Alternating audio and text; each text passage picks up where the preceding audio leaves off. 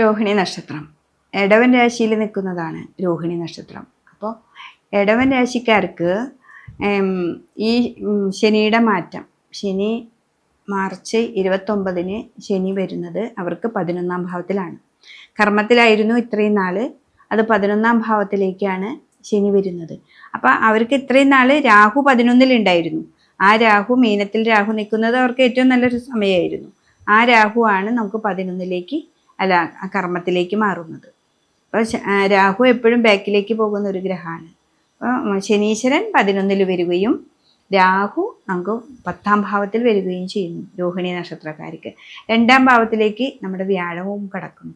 അപ്പോൾ മെയ് 14-ാം തീയതി 18-ാം തീയതി ആയിട്ട് ഈ ഗ്രഹങ്ങളുടെ മാറ്റങ്ങളൊക്കെ വന്ന് നമ്മൾ ആ ഒരു ഗ്രഹത്തിൽ നിൽക്കുമ്പോൾ രോഹിണി നക്ഷത്രക്കാർക്ക് 4-ാം ഭാവത്തിലേക്ക് കേതു വരുന്നുണ്ട്. അപ്പോൾ ആ കേതു വരുമ്പോൾ കുടുംബ ബന്ധങ്ങൾക്ക് ഉണ്ടാവുന്ന മാറ്റങ്ങൾ ഉണ്ടാവും. എന്തെങ്കിലും പറഞ്ഞ് കുടുംബങ്ങൾക്ക് തമ്മിൽ വഴക്കുണ്ടാക്കാനൊക്കെയുള്ള സാധ്യതകൾ കൂടുതലാണ്. ഇവിടെ നമുക്ക് സാമ്പത്തികമായിട്ടൊന്നും വലിയ പ്രതിസന്ധി ഇല്ല. നമ്മൾക്ക് ഉണ്ടാവുന്ന കർമ്മം നല്ല പോലെ നന്നായി ശ്രദ്ധിച്ചാൽ മതി. കർമ്മത്തിൽ വളരെയധികം ശ്രദ്ധിച്ചാൽ ഈ പ്രാവശ്യം, ഈ ഒരു വർഷം കൊണ്ട് നമ്മൾ കിട്ടാതെ മുടങ്ങിക്കിടക്കുന്നതും കിട്ടാത്തതുമായിട്ടുള്ള പല കാര്യങ്ങളും നേടിയെടുക്കാൻ പറ്റുന്ന ഒരു സമയം കൂടിയാണ്. അപ്പോൾ രോഹിണി നക്ഷത്രക്കാർ ഏറ്റവും നന്നായിട്ട് ഹാർഡ് വർക്ക് ചെയ്യണം. എന്തൊരു കാര്യത്തിനും നമ്മൾ വർക്ക് ചെയ്യാതെ കിട്ടില്ല. അപ്പോൾ ക്ഷേത്രത്തിൽ പോയി കുറേ പൂജ ചെയ്തുകൊണ്ട് മാത്രമല്ല, നമ്മൾ നന്നായിട്ട് വർക്ക് ചെയ്യണം.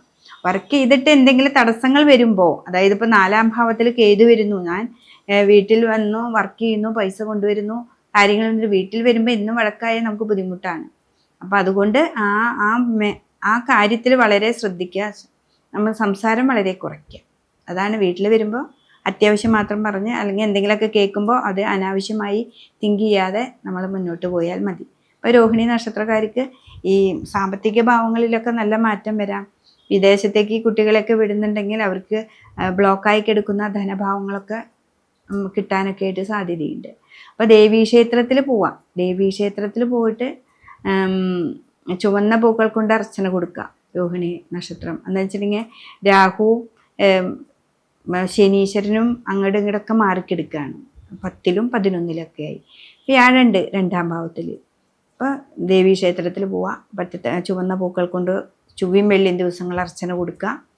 ശിവക്ഷേത്രത്തിൽ പോവുക, പിൻവിളക്ക് മുൻവിളക്ക് ധാര കൊടുക്കുക.